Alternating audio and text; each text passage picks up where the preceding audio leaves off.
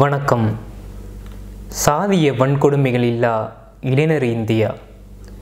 சாதி நமக்கு நாமே உருவாக்கி கொண்ட ஒரு சாபக்கேடு.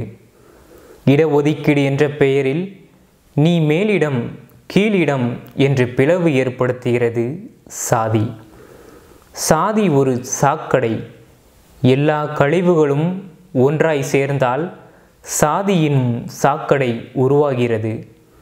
சாதிக்குள்ளே காதலித்தால் சாதிக்கு கொண்டாட்டமாம்.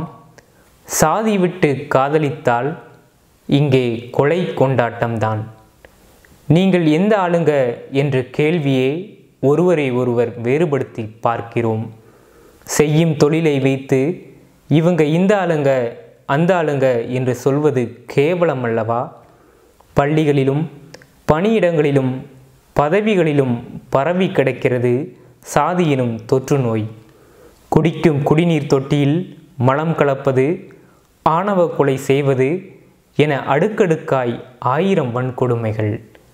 இதெல்லாம் என்ன சாதியின் சாதனைகளா? இளைஞரே, விழித்துக்கொள். சாதிகள் இல்லை என்று உரைத்துச் சொல்.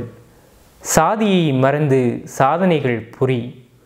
கையில் கட்டிய சாதி கயிறை கழற்றி எறி உன் உள்ளங்களிலும் எண்ணங்களிலும். சாதி என்ற பெயர் சாகடிக்கப்படட்டும். விண்ணப்ப படிவங்களில் சாதி என்ற பெயர் காணாமற் போகட்டும். எல்லோரும் எல்லாமும் பெறும் சமுதாயத்தை உருவாக்கு. இங்கே எவரும் தாழ்ந்தவரும் அல்ல, எவருக்கும் எவர் உயர்ந்தவரும் அல்ல. பல தருணங்களில் எந்த ஒரு மனிதனும் தனிநபர்களாக நல்லவர்களாகத்தான் இருக்கின்றனர். அவர்கள் எப்போது ஒரு பொதுவான காரியம் என்று கூடுகிறார்களோ அப்போதுதான் அவர்களிடம் வன்மம் கூடுகிறது. இனி எல்லோரிடத்திலும் அனைவரும் சமம் என்ற 3 எழுத்து சொல் ஒழிக்கப்படட்டும். இளைஞர்கள் நினைத்தால் இந்த சொல் உண்மையாக்கப்படட்டும். தீண்டாமைக்கும் ஆளானவர்களை பாதுகாப்பதற்காக சிவில் உரிமைகள் பாதுகாப்பு சட்டம் 1955ஆம் ஆண்டு இயற்றப்பட்டது. எத்தனை சட்டங்கள் நிறைவேற்ற போதிலும் தீண்டாமை மற்றும் சாதி அடிப்படையிலான பாகுபாடு இன்னும் பல மனிதர்களிடையே வறண்ட மனதில் காணப்படுகிறது. இளைஞரே, சாதி எனும் முட்செடிகளை வேரோடு பிடுங்கி எறிக. கல்வி எனும் ரோஜா மலரை நம் உள்ளங்களில் மலரச் செய்வோம்.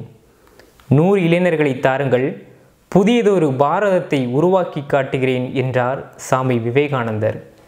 தீண்டாமை கொடுமைகளால் தாழ்வுற்று கிடைக்கின்ற இந்திய தேசத்தை சீர்படுத்தி சுற்றுச்சூழல் தூய்மை, சிறந்த கல்வி, ஊழலற்ற அரசியல், மத சார்பற்ற சட்டமும் நீதியும் நம் நாட்டில் அமைய இளைஞர்கள் வழிவகுக்க வேண்டும்.